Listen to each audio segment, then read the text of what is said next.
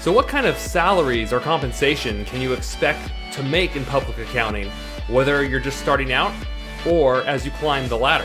By the end of this video, you will have a much better understanding of the type of salary or compensation an accountant working in public accounting makes and why they make it.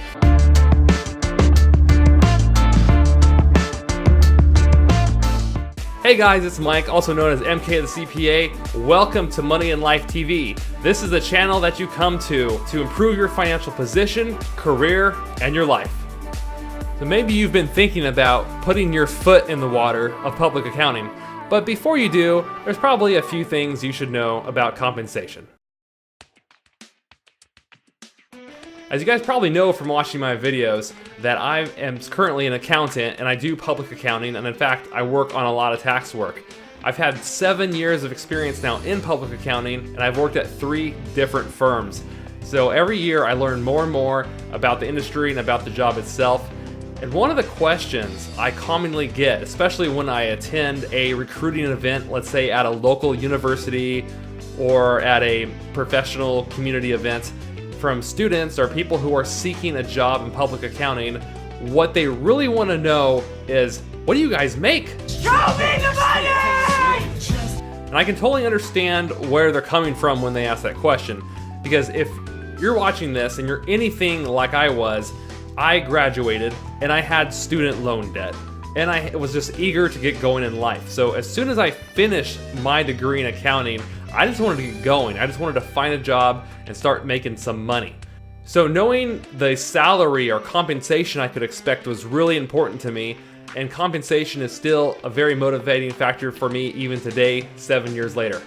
Although compensation is not everything, there's a lot of other factors to consider. This video is specifically going to focus on salaries and compensation of public accounting. Now, I could immediately start throwing numbers at you guys, and I will be showing you numbers here in a little bit.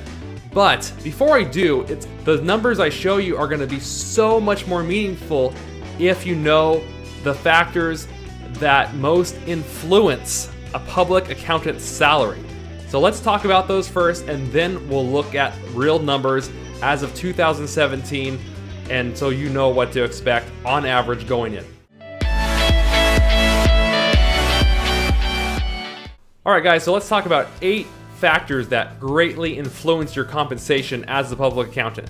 Now this is true whether you're looking for a job or jumping from one accounting firm to the next. But here they are. Here are, in my opinion, some of the most, not all, but some of the most valuable and impactful things that will impact your salary as the public accountant. The first factor that will impact an accountant's salary is years of experience. Now, are you coming fresh out of college, never had any experience, or do you have 2 to 3 years of experience, whether it's in tax and compliance work, whether you're doing audits, financial statements, governmental accounting, what's your background? Your experience is going to influence your initial compensation. The second factor is education. What types of education and level of education do you have? Do you have just an associate's degree? Do you have a bachelor's degree? Do you have certifications like your CPA license? Do you know other valuable skills such as IT and computer systems? That's really big in public accounting because so much of our work is done on computers, practically all of it. Do you have your master's degree? What level of education you have, that's definitely going to help you when you enter the marketplace. The third one is a huge one, in my opinion, and that's the area in which you live. Now, depending on where you live and what state you live, it's greatly going to impact the overall employment market for public accounting. The public accounting is can be very market specific. So, for example, I live in California. I live in the Central Valley of California. And so my starting salary, if I was just starting off today, would be much different had I started off, let's say, in the Bay Area, like in San Jose or San Francisco. Or another example would be if I moved down to Southern California, my starting salary might be significantly different. And typically in Bay Area cities or larger cities, you're going to have larger firms. And so there's a lot of different opportunities, which leads me to point number 4. Is the size of the firm you are entering. Are you trying to get into one of the big 4 like PwC or KPMG or Deloitte? Or are you just trying to get into a mid-sized firm where you have about 100 staff members or more? Or are you trying to get into a really small firm where there's about 100 or less, 50 to 100? The fifth factor is, do you have supervision or management experience? And when I say that, do you have that experience that is specific to accounting work or financial types of work, like financial analyst or public accounting? Because that's key, that's huge.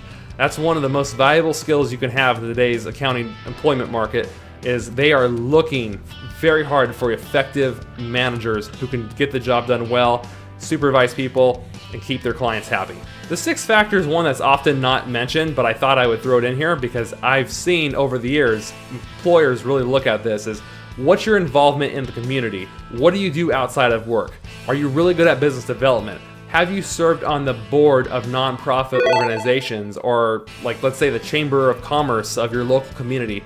What kind of network connections do you have? Do you have a strong background in ag? Do you have a strong background in like the medical industry or technology? Those kinds of things can greatly make you stand out when you're entering the job market and help you stand apart from your competitors. The seventh factor that can really impact your salary is your communication and people skills. You have to know how to effectively communicate with people in your office, how to effectively communicate with the clients you manage, and thirdly, you have to know how to communicate effectively with insurance brokers, real estate agents, and people outside of your firm that are professionals like attorneys, etc. The eighth thing that really impacts your salary, in my opinion, is your overall performance. How well are you doing your job? Are you effective at managing large jobs and getting them done timely, under budget or around budget, so that you can effectively manage the job as well as train new staff? Just overall things that impact your performance. What are you good at, and how do you add value to the firm? Because those types of things will allow you to get promoted quicker if they see you're performing very well whenever they give you a task.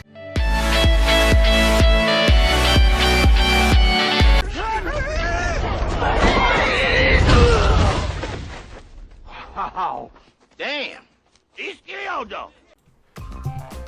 Okay guys, so now that we've talked about the 8 things that can greatly impact your salary or compensation as a public accountant, let's look at some actual numbers. So just so you guys know, these are things I pulled together from various sources, my own experience, and just this based on my own research, just so I can help solidify what I thought were the numbers versus what's out there for nationwide averages. Now you have to realize my experience in terms of salaries is limited to California. As you can see here, that's why I reached out to salary.com. Goingconcern.com is an awesome website I recently discovered. It's all about accounting, and public accounting specifically, so check that out. They have great information there. Robert and Half, basically the headhunter organization that's specific for accountants, they have wonderful salary data that you can look at on their website. And every one of my articles that I found, I'll link up in the description section below in this video. So just check it out. You can follow the links to find more information on these subjects. And the last one is theglassceiling.com. It's pretty cool, some of the research and analysis they do on salaries across the United States. So what I did here looking at this table is I put together this information all in one place so that you can kind of see on average as you progress from start to finish as a public accountant in 2017, what you can expect to make. So when you first enter a public accounting, a lot of people enter as interns, and I've interned at a few firms myself. And most of the internships I've worked at, I should say every one I've worked at, was a paid internship. When you start as an intern, you're probably only going to be in this position about a year because you're trying to finish up your degree.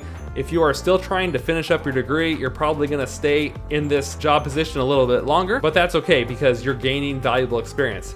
The typical intern doesn't usually have a salary, at least not that I've seen. Maybe at some of the Big Four firms. And just FYI, I've never worked at a Big Four firm.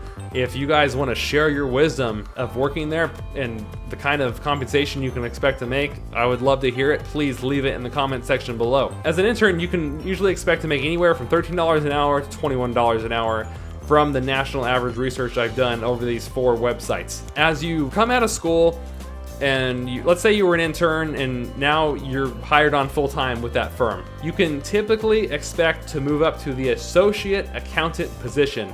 And you're usually in that position, if your career is going well, for only about 1 to 2 years before you get promoted again. In this salary range, you're usually going to make anywhere from $38,000 a year up to $55,000 a year, depending on where you work and what firm you work for. If you work at the Big Four, you're probably going to make more around the $55,000 range.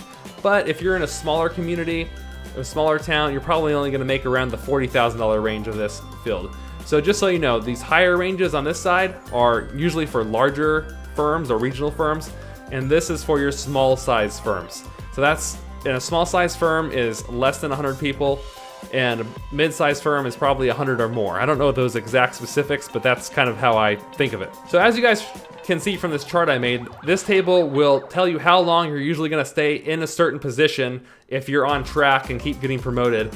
And this column right here, total years in company, this is how many years in total on average you will have been in the company before you reach these types of positions.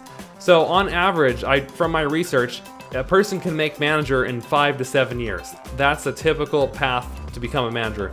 And most people can usually reach the senior position in about 3 to 5 years, depending on their performance and the kind of track they're on in their career. I'm not going to go over every single one of these things with you guys, but feel free to pause the video, check it out. These are based on national averages, based on the 4 websites I researched and just my own knowledge of the industry. This is what you can expect to make and how many years it might take you on average to reach that position. There's some partners who make partner in 5 years. That's very rare. In fact, only 1 out of 10 partners will make a partner level position in less than 5 years or around 5 years. So it's super rare. It's possible, but just so you guys know, these are averages. So for some people, you might do it sooner or you might take you a little longer. It all depends on your performance, the type of firm you're at, your career progression, etc. There's so many factors out there to consider, guys. There are other things that might add to this are bonuses, overtime. So you have to consider those things. So if you have a lot of overtime, especially during tax season, which you will, if you work at a public accounting firm, you can expect to make at least a few $1,000s more than what's listed here. So let's say your base salary is $40,000 when you first enter. It would not be uncommon after a tax season that you come out making $45,000 at the end of that year because how much overtime you worked during the months of January to April. So just pause the video to look at this, guys, and take your time. If you have questions, let me know. If you want to learn more about public accounting, I would love to hear it. Just please leave a comment. And if you really want to see me make more videos about public accounting, if you want to know more about it, what it's like, what the job's like, what the work's like, the work-life balance, all that kind of stuff, let me know. And you can let me know in the comment section down below or just by hitting that like button. When you hit that like button, it's like voting, saying, yes, I want more videos like this, Mike. I'm really interested in this, or I've been thinking about joining a public accounting firm. You know, what do I need to know? What kind of things should I know before I enter the field? Happy to help you guys with those kind of questions. Like I said, I have 7 years worth of experience. Final thoughts on this, guys, is just remember, don't only look at the salary. There's so many other factors to consider, like your commute, the cost of living of the area you're going to live in, all those types of things, the work-life balance piece of it. So you have to consider all those things as well. So don't just think about the salary and compensation, but I'll save those things for a different video if you guys want to hear my thoughts on that. It's a great time to enter public accounting. There's so much opportunity. If you are new to this channel, welcome. Highly consider subscribing because we make new videos every single week that are going to teach you things about personal finances, investing, taxes, career and life success, and more. So come back and join me next Sunday for our newest video. All right, guys, best of luck to you in your career search. I love you. Thank you so much for watching, and I will see you in next week's video. Feel free to ask questions. This is meant to be an interactive type of video.